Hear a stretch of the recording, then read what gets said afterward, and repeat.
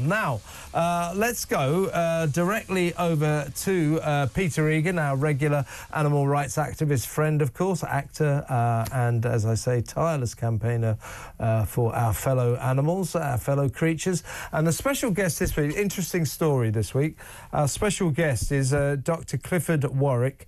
He's a biologist and medical scientist. And what we're going to talk about, Peter, not necessarily an area that people immediately think of when we talk about cruelty to animals, but we're going to talk about cruelty to reptiles, insofar as all around that there's quite an international trade in reptiles, hobbies, people collecting them. Multi-million-pound trade all around the world. Now, these turtles, tortoises, crocodiles, lizards, snakes, very attractive to collectors, very expensive. And we have these expos, these exhibitions that are held in village halls, exhibition centres. They're also sold online in forums and website platforms. And basically, the welfare of these creatures, our fellow creatures, just doesn't come into it. It's as if, oh, well, they're reptiles. Nobody cares about that. So, Peter, first of all, can you fill us in on what's going on here? Well, I'm just absolutely shocked, and I'm delighted that you've got Clifford on tonight because he's the man to go to for this thing. I mean, I didn't know, like you, very much about this area of exotics, for want of a better word, as pets. Why would anyone want to have a large snake as a pet in a glass cage, or a lizard? I mean, it's just, I just don't understand it. It is extreme cruelty. It's also very, very unhealthy, and it's just a dark area of this this part of our lives to do with animals, and it's just great to be able to shine a light on it tonight. Welcome to the show, Clifford. Thank you very much for joining us. Why don't you just sort of lay out, I mean, as Peter just underlined, you know, this is an area of what you might call animal abuse that even Peter's not really aware of. I wasn't aware of it, but, you know, we should worry about the welfare of reptiles if they're being mistreated, just like we should any other creature. Tell us what is going on here. It's an international trade for people who have the hobby of keeping reptiles like tortoises, turtles, crocodiles, lizards, snakes. That's basically it. Lot of money in it. What happens here? Yeah, well, I would certainly call it animal abuse, just as there are many other sectors of animal abuse, for sure. I mean, this is the whole thing of the wildlife markets or the reptile expos and so on. This is part of a huge international get-together of traders which sell animals, 90% of which are wild-caught, about 10% captive bred. In the case of the reptile expos and the markets, probably a higher percentage in this country are captive bred, but elsewhere it's a very high percentage of wild-caught animals. But generally speaking, these events reflect the wildlife markets that we see around the world. And one of the really concerning issues about that is that almost every other country where these kind of wildlife markets occur, which, by the way, have been one of the primary sources of outbreaks and pandemics such as bird flu, monkeypox, and even COVID, the countries that handle these things, in Asia in particular, are actually closing them down, both for the public health reasons and the animal welfare concerns, which are pretty grave. And yet in this country, under this government, surprise, surprise, they're actually aiming to facilitate their presence even more than they've been in the past. There are about 20 of these events that span from reptiles, amphibians, invertebrates, birds, and mammals, exotic mammals, and even fish, of course, in this country every year, about 20. That's less than there were because there was a clampdown. But in fact, recently, DEFRA, the usual civil servants at DEFRA that are very largely in cahoots with the pet trade, they are actually trying to facilitate these kind of activities more and more. And it's a ridiculous mistake. I mean, Peter and I have been all around the world seeing awful things. And, you know, Peter will probably tell you that there's a common theme. And if, you look at the scenes we have here, it's money, it's abuse of animals, and it's putting the animals in the worst possible conditions you can, tiny little boxes, Tupperware-like boxes, where it's cheap, cheerful for the seller, very uncheerful for the animal contained within. And it's all part of this business to feed what is essentially, I think, a rather narcissistic hobby. Yeah, so just for some people just listening on the radio, those who are watching can see what we're watching, which is vast kind of exhibitions, expo events. You know, don't want to sound crass, but you don't sort of think of yourself feeling sorry for snakes and reptiles, but I'm just looking at them being squashed into those horrible little, as you say, plastic Tupperware boxes, and you can see their discomfort. Just saw a tortoise there desperately trying to get out. So doesn't seem to me, Clifford, like the welfare of these creatures is particularly high on the order of priorities at these events. Look at that. Look at these poor little snakes, absolutely squeezed. This is terrible. You have a knack for understatement, Kevin. For the listeners, rather than the viewers, for the listeners, I mean, essentially, these are animal jumble sales.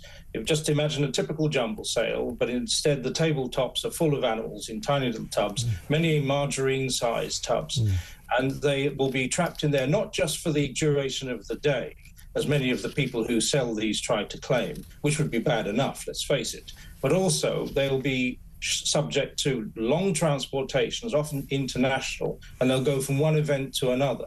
So they may be confined to these kind of highly restrictive conditions for a very long time. And to anyone who actually knows what they're seeing, these are appalling conditions, and it's definitely animal abuse. And it's part and parcel of the wildlife trade overall. And you know what's really sad?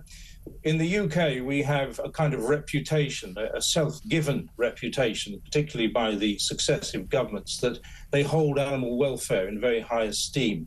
Ironically, I, like Peter, have been all around the world and have seen conditions for animals, and these are actually no better than the conditions for other animals that we see around the world in third world countries. And it's really quite to the shame of this country, in fact, that we trail many of those countries when it comes to the welfare of animals like reptiles, which are often, as you say, treated with somewhat lesser concern. And that's largely because people don't understand that reptiles are as intelligent, as behaviorally diverse, if not more so, than mammals and birds. They're sentient, they're conscious, they're very intelligent, and in some cases they'll actually beat the students at maze tests.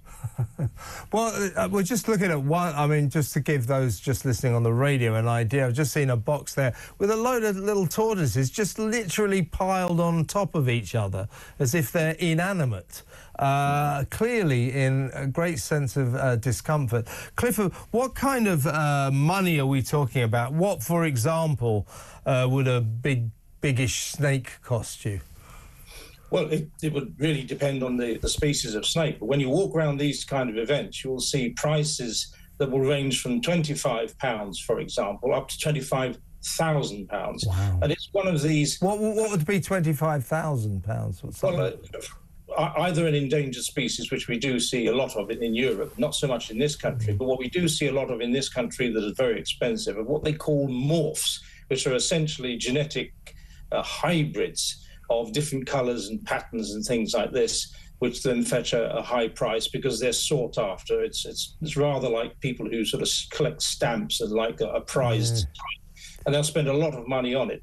And it's really quite sinister in a way, because the actual most natural forms of these animals are frequently given away free, which obviously then means that people haven't invested anything in purchasing them and can make them quite disposable, or they're actually sold or given away to people who keep carnivorous animals so that they can feed the snakes to other snakes. And then they'll claim to be snake lovers. It's a bizarre situation. No one I know of would feed a cat to another cat or a dog to another. Yeah, that's true. Just a couple of statistics I've got here in front of me. The number of reptiles alone imported into the UK is thought to be at least 150,000 annually. That's according to the RSPCA.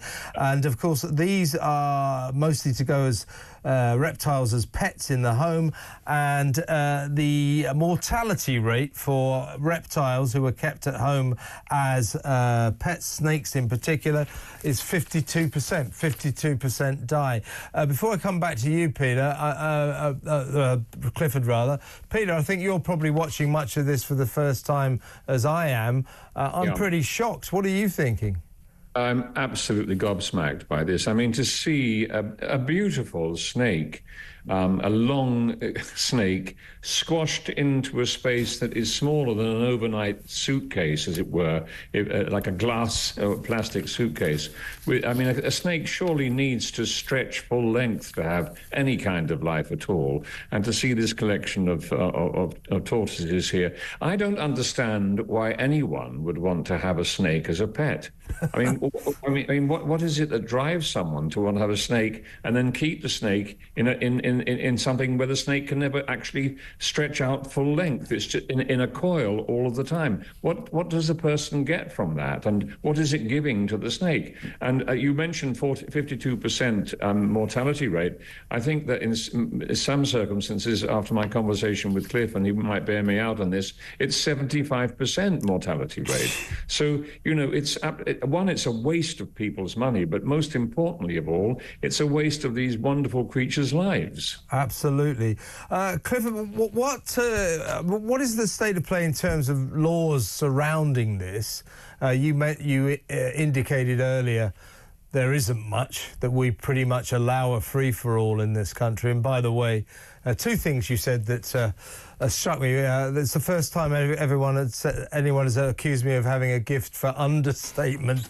But you said, oh, well, we like as a country to consider we're really into animal welfare. Well, Peter and I know that anybody who does consider that is barking up the wrong tree. We're not very good at looking after animals. So what are the laws that are in place, and what are the laws that should be in place to, frankly, prevent this trade?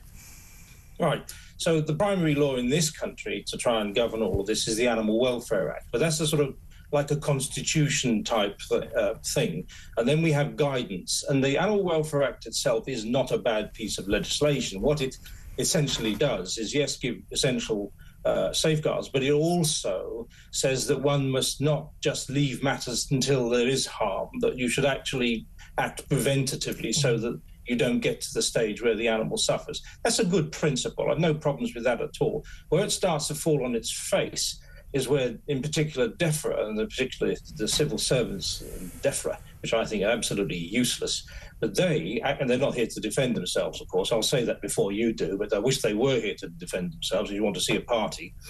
But what these civil servants do is they use the pet trade's own advice. The pet trade are the primary advisors for this government, can you believe that, in order to develop the guidance that is then used to tell pet shops how to care for the animals. And you mentioned, Peter, about snakes not being able to stretch. Well, this government, bizarrely, has actually sided with the pet traders who say, well, of course, we don't want large tanks, then we can cram more snakes into our pet shops. And in fact, all the research that's been done, some 20 plus papers, scientific papers, peer-reviewed, have showed that snakes really do need to stretch for their essential health. Otherwise, they get sick and die and develop a whole bunch of problems in between. And yet this government is quite happy to have snakes that can't actually stretch out within the pet shops. So you have the main problem that, yes, there's a good foundation law, but the guidance is actually rubbish. And what we really need to do is to introduce one of two key principles that are now taking root elsewhere in the world, and this country really does need to try and catch up. One is the principle of positive lists. Positive lists are systems where anything you want to sell has to be proven first to be fit for purpose. And so in the case of animals, it means that to sell them, it must be in concert with their welfare. It must be okay with them to be sold, that it must be okay for the people. It's not going to harm or cause disease for the people, and it must be okay for the environment in the event that they escape. Now, these positive list systems are in place throughout the entire world for everything. Vets, doctors, myself, cars, buildings, virtually everything you use, electrical goods, drugs, are on positive lists for the reasons that you have to verify something safe before you do it or sell it. And the exotic pet trade and the pet trade in general is pretty much the only industry that has escaped that kind of scrutiny and monitoring and control. And the second level that we need to use, but as a last resort, are bans. And unfortunately, the trade in these animals is so poor that in many cases, really the only way to handle it is to ban it. You can see, we're looking at this, you can sense the distress. Look at this snake here, they can't see that they're kept in by a kind of glass plastic wall, if you like, and they're trying to, and the tortoises are trying to get out. I mean, listen, Cliff, thank you so much for coming on. I think we should come back to this. This is very alarming. So let's get you on again soon. Last word, thank you very much, by the way. Excellent report. Last word from you, Peter. We've got to do something about this, haven't we? Absolutely. And if I could just say thank you to you, Kevin, for actually giving us the opportunity to kind of showcase these problems. And I think it's wonderful for your listeners to be aware of the cruelty that exists in so many places in our country, in the world, to do with animals. So thank you, and thank you to your listeners. Well, as I say, we're going to do this every week. We're going to carry on. And, we're highlighting things that I think I certainly didn't understand what was going on with reptiles, and even you didn't, Peter. So thank you very much, Cliff, for alerting us to this, and come on again soon. Thank you very much. That's Dr. Clifford Warwick. He's a biologist and medical scientist at the University of Portsmouth, as a matter of fact, and, of course, our friend Peter Egan.